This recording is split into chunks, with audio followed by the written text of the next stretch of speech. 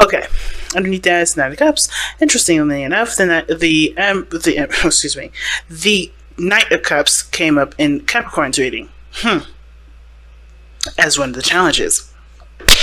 Family, king and queen, the Emperor and the Empress.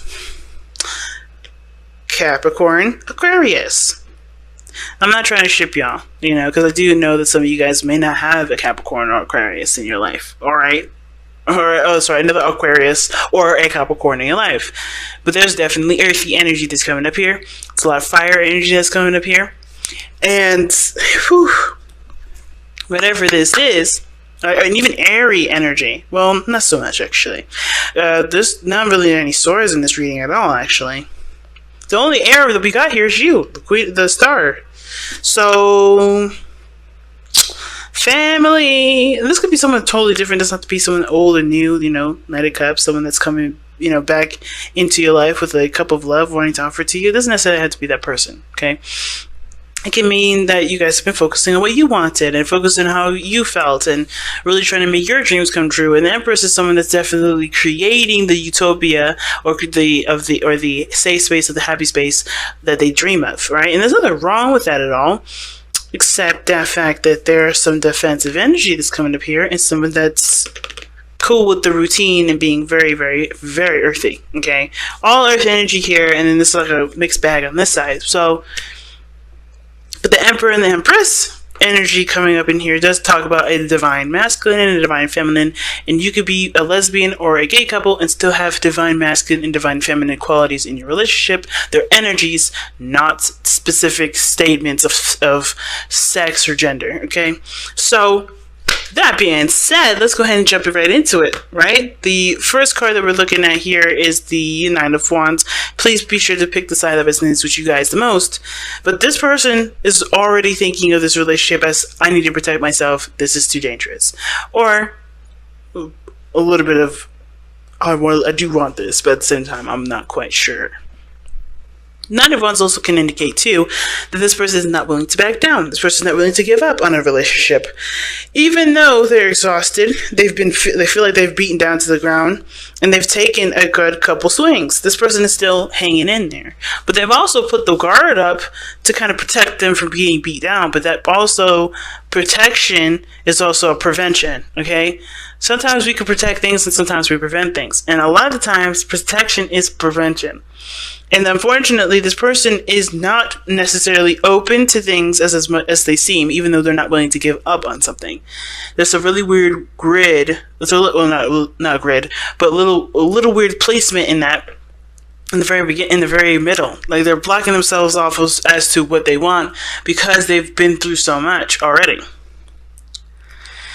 So it's understandable this person is defensive because they've gone through some shit, but at the same time, they're not necessarily opening the door or allowing this amazing manifestation energy and potential reconciliation energy or new opportunity come into their life because they're protecting themselves. Now, the other person has the Queen of Pentacles as their mind plane, so they know that I think this person's very independent, focusing on work a lot. This person is also very focused on their on materials. For some reason, their whole emphasis is all about working. It could be what makes them happy or what they see great value in, but this person also doesn't really see anything outside of material, outside of the situation of their material. I know the Queen of Pentacles is all about value. She isn't always necessarily about material, but considering that this is about how they see the relationship, they understand that I think they see themselves as, if I have this, it will equal that, and I will have this. They understand that routine is important, and that working hard is important with this relationship. And I do think they see this person, or they see this relationship as something that's great in value to them. But I have this feeling that they also I think they kind of equate that value to being at a certain point, being at a certain point financially, or so on, right? So, That being said, this person is presenting themselves as the Two of Pentacles. Now, the Two of Pentacles, to me, is someone that's juggling two different things, keeping the balance of a situation, looking at the practical side of things instead of the emotional side when it comes to making a decision about whether or not they're willing to pursue something, put their hard work and effort into it. If it's enough of, if that value of whatever these options are, the options that they have are, whatever they're juggling, whichever these, Pentacles values are, right? Which one is worth going after? And well, again, with this person seeing that this relationship is something of great in value, I think they're having a hard time figuring out, or having a hard time, pursuing any of these options here, because even though both have great value, they don't really know which one means more to them, because they're not looking at how they feel or what they want. It's like having an opportunity to go to college and being in an amazing relationship that can, that can span lifetimes. Both, I think this person wants both of those things, but which one means more to them in this moment to go ahead and go after those things? Because this person would typically be the long-term thinker, someone that kind of sees the future or lives in the future. They try to prepare and get everything set for whatever it is that they're trying to reach to, instead of working on what they have now and building something in the moment so that way they can have that future. This person, to me, with the Queen of Pentacles, is a future chaser, right? This person's a future denier at this moment. Future chaser, future denier. And the reason why they're pretty much the same is because this person, while they're chasing the future, is always going to be way farther than they always anticipate it to be. Because they're always doing something, they're doing it from a front to back view instead of from, back to front or whatever, right? They're always doing something for the later instead of doing something for the now. So they're always going to be setting themselves backwards as they're putting themselves forward. And this person is not necessarily inclined to, to embrace the future, because they're too busy worrying about what happened before and what they're not willing to tolerate now. It's really interesting. But neither one direction is wrong or incorrect, but I feel like it's not doing them the service that they want, because obviously this person has something that they want. Like I said before, Aquarius, you already know what you want already. They already know what they want. They already know what their star is, but they're denying that very thing because they're exhausted. They've been through so much shit. They don't want to go through that again. Now, this person, again, is a future tracer. They're looking at, how is this going to translate to my future? How is this going to improve in my value? And instead of looking at what they want, they're thinking of everything in a very practical sense. And I do believe that maybe it may have been because they missed an opportunity in the past, and they don't want to pass up on the opportunity because they weren't aware of its value. But they're not doing again what they should have done in the very beginning, which is no longer looking at the situation as, what do I need to do now, or looking at the situation from a very practical standpoint. They have to look at what they, because everything was taken care of here, period. They had to retract and look within themselves.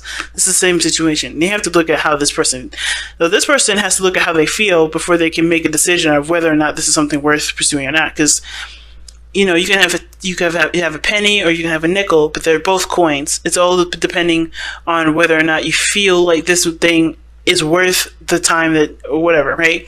I know it's horrible to use money as, in that analogy, to kind of explain myself, but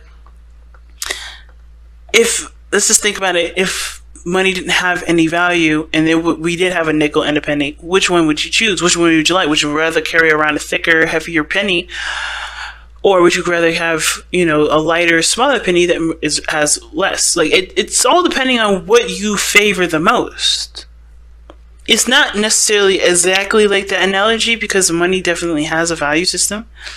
And of course, we do want the most out of that ladder most of the time. But if we take a situation as like a concept as simple as that and twist it just a little bit to kind of understand where we are, it does kind of help make sense of the situation. Hopefully. Because really what this person is doing is like, okay, college or relationship. Both of those things mean something to that person, but how much? And what does that person want first? What does this person want? And that kind of decision making is what's keeping this situation from not moving forward, because they both mean something of great value to this person, but they're not pursuing it because they don't know how they feel What they feel the most about it. 'Cause some people would choose family over education. Some people would choose owning a business over having a family. It all depends on what this person's value system is for themselves anyway. Okay? So it's a very interesting concept for this whole thing. And the reason, like I said, the reason why this person is coming up with the Two of Pentacles and the Queen of Pentacles in their mind plane is to do with the Seven of Pentacles. They're not sure of what of the situation being either worthy of work, or they're not sure of what of either what to do, or if this is something they want to pursue. They put a lot of work and value and effort into it, but they still don't know if it's something they want to continue to grow, because they're not where they want to be. Now, what brought you two together is the Fool, which talks about a brand new beginning, situations coming. I think you guys came together when you guys were, trying to make something of yourselves, trying to make something new out of your situation, taking a leap of faith, really, with this relationship that you guys both started out in, because you guys both were control freaks. The Emperor. Some of you guys both were either both control freaks, both of you guys had your own ways of seeing things and doing things, and that's not a problem. But the ego did get in the way, because the Emperor is the challenge. Somebody's ego is definitely in the way. Their way or the highway. Someone's stubborn. The stubbornness from both of you guys is the reason why you guys are either not together or there's issues in the relationship. Stubbornness. And I don't think that there isn't much of a workaround regarding stubbornness other than the Empress, which is someone that is passionate and nurturing and patient.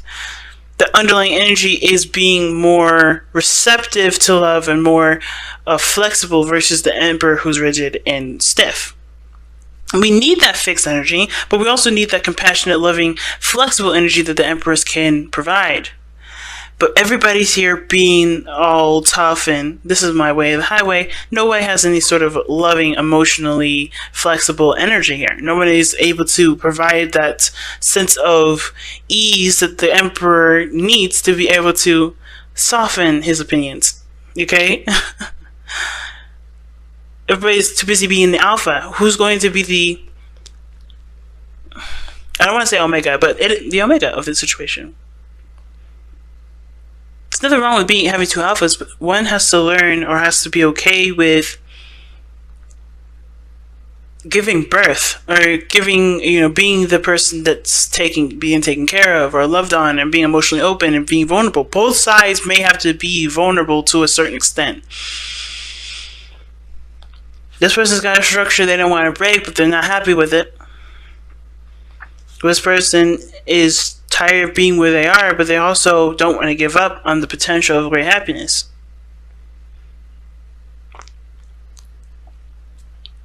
But then something's got to give.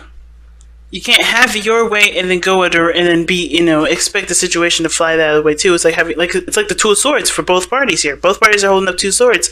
You can't have two contradicting energies standing in the way. It's like pushing a door against a pool door. You can't do it. Or vice versa, pulling a door against a push door. How is that going to work?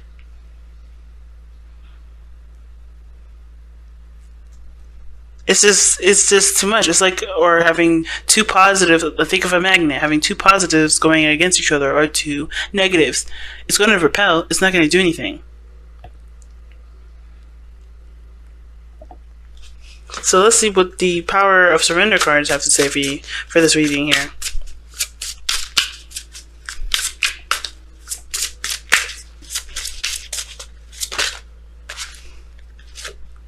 Oh my goodness. Surrender resentments. Holding on to resentments only poisons you. Try to forgive others for their shortcomings and keep moving forward toward positive situations in your life. Holy smokes. Okay. And that kind of explains a lot with this Nine of Wands person, and even with the Queen of Pentacles person. If everybody's doing their own thing, being independent because they only trust themselves to handle it, and because they don't believe that being vulnerable gets them anywhere, that's part of the reason. The ego is the problem, because nobody can trust other people to do what they believe they can do themselves better than someone else. Or they have put their trust in someone in the past and that fell through. But in order for you to receive more, in order for you to have more, you have to be in a place of vulnerability, which is being open, being emotionally open. Queen, like we saw earlier, right? The High Priestess and the Queen of Swords, those are two contradicting energies. The Queen of Swords is not quite open to things. She'll listen to you, but if she don't like it, she'll cut you off in a heartbeat. The High Priestess, in my opinion, she's open to all things. Just know if this works or if this not works. A message is a message is a message. She'll receive what she will receive. The Queen of Swords, she's like, well, I'm sifting through. I'm filtering the situation. She's not quite as open. She will cut while the High Priestess will just do nothing. That is filtering what you receive, but you know you have to be vulnerable to receive what you want. It's really weird. It's understandable. Because if you've been beaten down, or if you have had situations with stability, you're not going to necessarily be too apt to either open your door up to have someone else come in and shake all that stability up. And you're not going to be too apt about somebody coming in and wreaking havoc in your working situation that you've built for yourself.